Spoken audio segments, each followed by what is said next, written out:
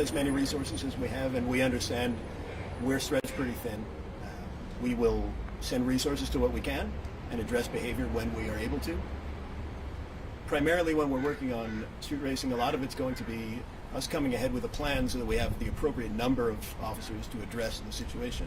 As you all know, these events are enormous sometimes. We have thousands of cars, thousands of participants, and we're not talking about thousands of police that are able to respond. So tactics are important, and we will continue to develop our tactics and respond to what we're seeing.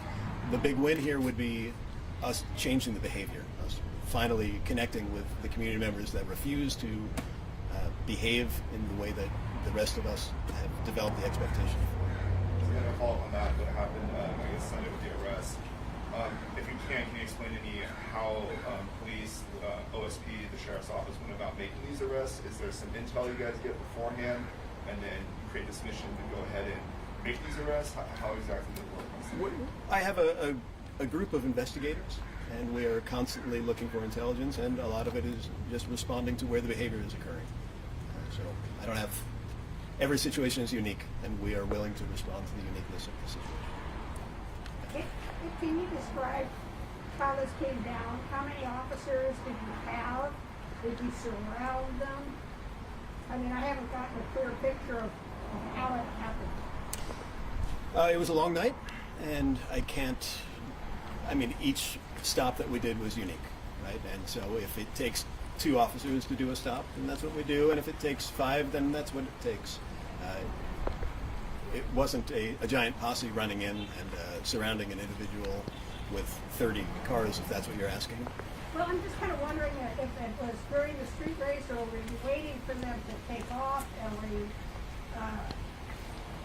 I haven't heard a clear description of how you made all these arrests. Yeah, if you're asking for tactics, we're not going to talk about tactics today. But I can tell you we respond to individual situations where people are exhibiting this behavior that is encompassed in several of the Oregon state laws as well as the new city ordinance, and we address the behavior.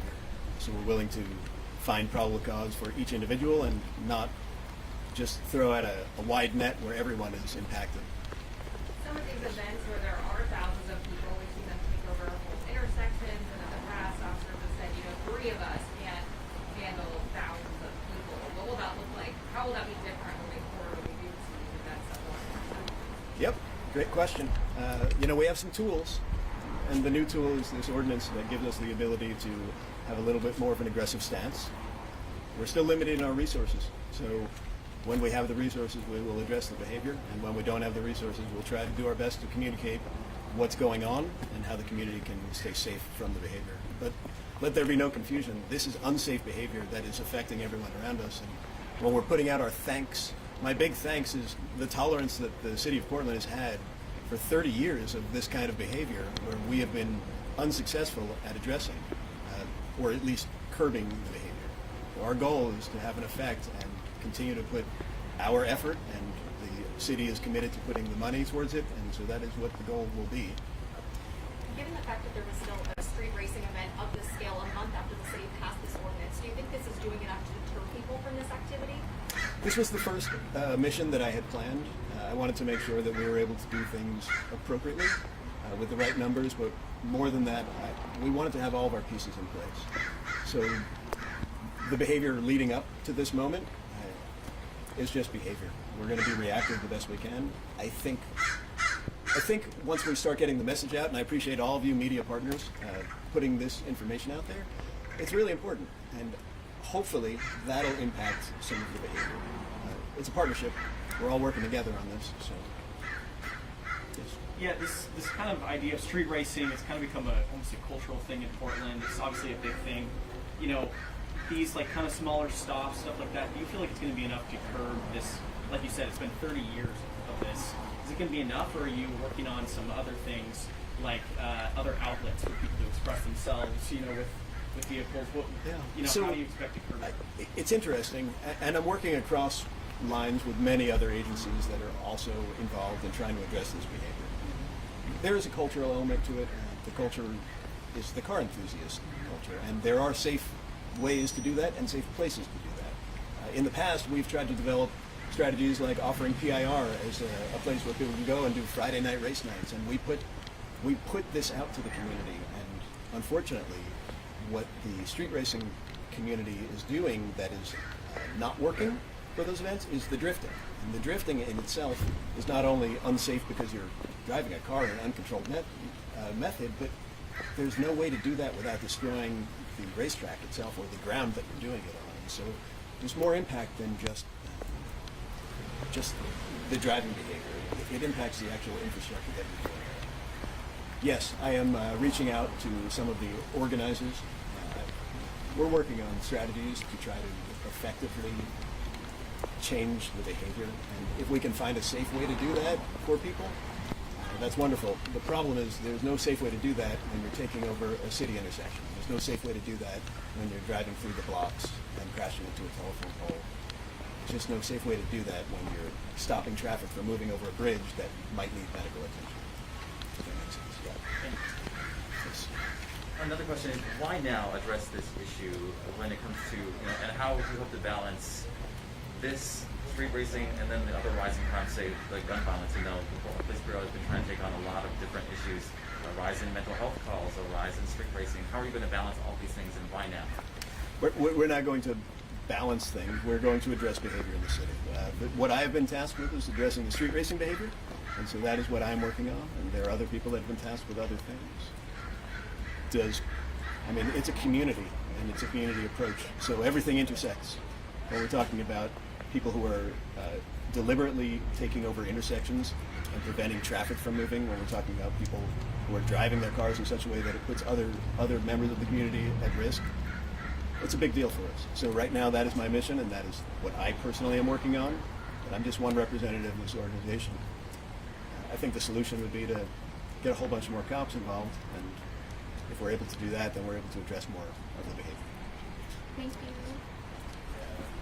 I'd like to, if I can, add a couple other highlights. Our folks did recover 2 firearms out of only 7 vehicles that were towed. So if you look at that percentage-wise, that's a high percentage of firearms. We've had events across the city in the past where people have used firearms in a variety of manners. So going back to, it takes a lot of resources on our end because there's a high threshold for safety that we need to have happen. So I want to highlight that piece. I'm really tremendously proud of my team and our partners for doing this mission and all the work that led up to it.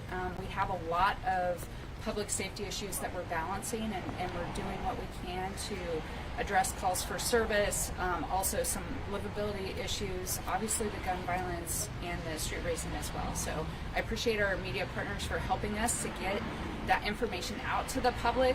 Obviously we'd love to deter it and not have to arrest, tow, cite anybody. I know I've heard of at least one parent who's pretty upset that their vehicle is an impound because their child or young adult decided to take it out.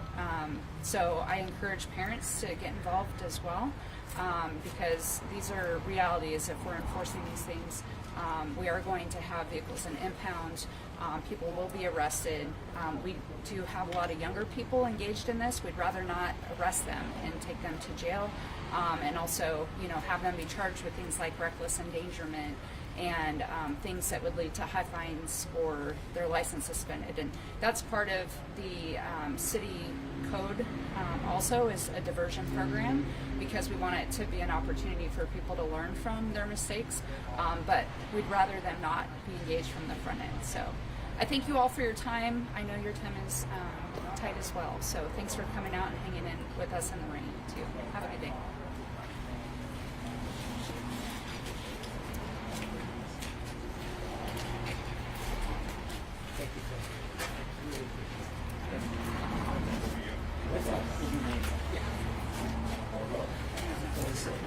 I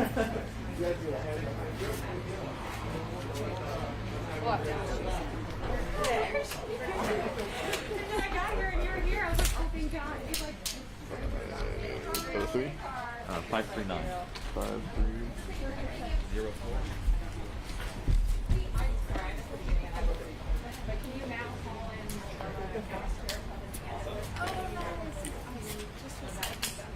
He's